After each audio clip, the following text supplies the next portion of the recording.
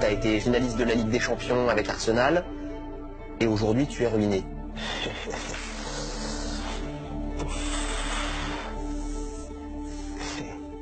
Je vous dis la vérité, je vous parle, mais j'ai le cœur qui saigne parce que je ne mérite pas ça.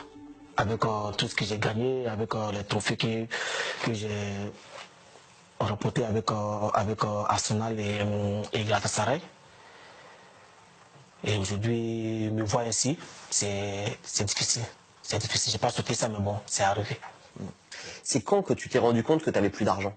C'est la conséquence de mon divorce. C'est la conséquence de mon divorce. Un jour, moi-même, je suis parti à la banque pour me renseigner. Et c'est là que je me suis rendu compte que il n'y avait plus d'argent sur le compte. Comment tu as réagi à ce moment-là? Ben, en fait, je ne croyais pas. Je ne croyais pas. Et je ne peux pas penser, une fois que la personne avec qui tu vis, tu as fait des enfants avec... on voit ça dans les films. On voit ça dans les films, mais je ne peux pas penser qu'un jour, cela allait arriver. Donc vous aviez un compte commun et elle a tiré l'argent, quoi. Bah, c'est ce qui s'est passé. J'ai été naïf là-dessus. Je sais, je le sais. J'imagine qu'il s'agit de millions d'euros. Oui, beaucoup. C'est beaucoup de millions. Moi, je sais que je me suis fait escroquer. Si, je sais. Mais pour moi, le plus important, c'est de ne pas les récupérer. C'est le sacrifice. Moi, le plus important, c'est de revenir pour montrer aux gens que ce qu'ils pensent, ce n'est pas vrai.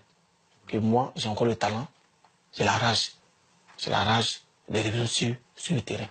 Même si tu me trouves un club à Bagdad ou bien au Pakistan, bah, je vais aller parce que moi, j'ai envie de jouer. 11 ans à Arsenal, Galatasaray, et on te voit aujourd'hui vivre dans les paquets, dans les valises, etc. Tu risques d'être expulsé, c'est ça? Oui, je risque. Mais bon, ce qui me fait mal, c'est le fait que j'ai personne auprès de moi. J'ai personne auprès de moi. C'est ça qui me... Tu te sens abandonné? Oui, je me sens abandonné parce que j'étais plus attaché aux enfants.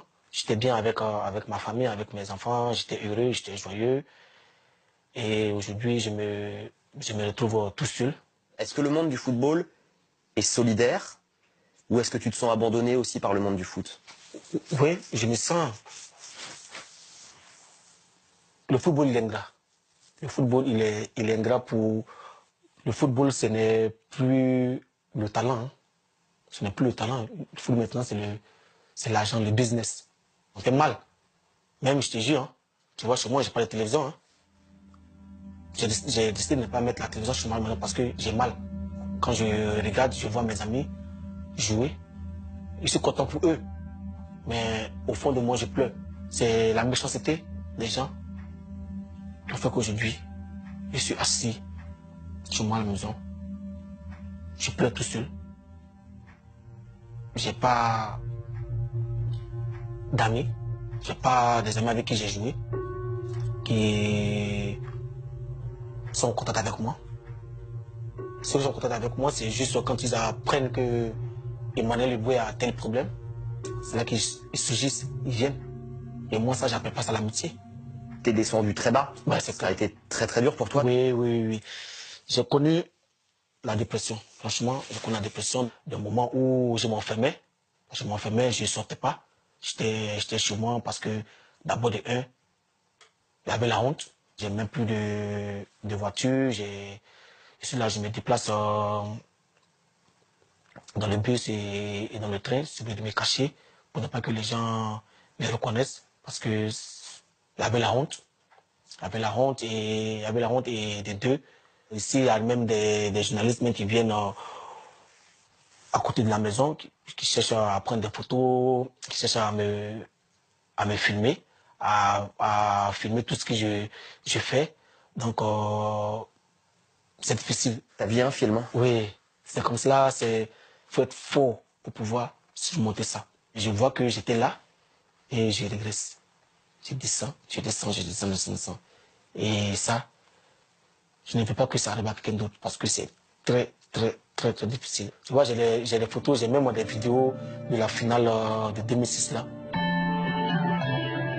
Et quand je les regarde, je pleure. Quand je les regarde, je pleure. J'ai des photos aussi avec le joueur national, avec le Thierry Henry, les Pires, le Campbell. J'ai des photos aussi avec eux, mais quand je regarde ça, je coule les larmes, je pleure parce que je me dis que j'ai pas atteint complètement mon objectif. J'ai pas atteint, mais je ne baisse pas les bras.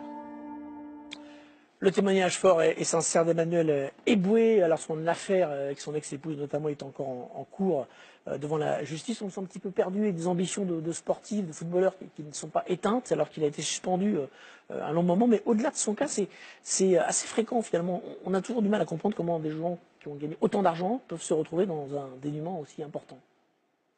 Il l'explique en quelque sorte. Moi, je trouve que c'est d'une incroyable dignité de venir comme ça à la télé expliquer son désarroi parce que c'est d'une tristesse immense. Comme il le dit, il a gagné des millions. L'entourage autour des footballeurs, on le connaît. Moi, je retiens quelque chose dans ce qu'il a dit, c'est qu'il a dit « je suis seul aujourd'hui ». Et j'ai fini seul. Il faut savoir qu'un footballeur, il finit pas non plus en 15 ans de carrière avec 50 amis du football. En général, vos amis, ce sont ceux qui sont en dehors du football. Vous passez par des équipes, vous rencontrez des gens. Les amis, je ne vais pas dire qu'il reste peu, mais c'est un milieu qui est tellement, où il y a une telle compétition, où il y a tellement d'argent qu'aujourd'hui, chacun se regarde et il ne faut pas oublier qu'on est dans un milieu individualiste. Mais c'est ça que j'avais demandé, parce qu'il quand même, il doit connaître des gens multimilliardaires aujourd'hui. Ouais, mais comme il le dit, il est seul. C'est-à-dire qu'aujourd'hui, je pense que si certaines personnes lui ouvrent la porte aujourd'hui et lui tendent la main, il faut la saisir parce qu'il est dans un moment très difficile de sa vie. On le sait tous, il y a des gens autour des footballeurs qui ne sont pas forcément bien intentionnés. Il faut essayer de le gérer au mieux. Ça a fonctionné pour certains et pour d'autres comme Emmanuel Eboué, c'est difficile. Moi, j'ai du mal à regarder même ce type de reportage parce que c'est triste de savoir qu'un des nôtres, en tout cas qui a vécu la même profession que nous, vit ça aujourd'hui.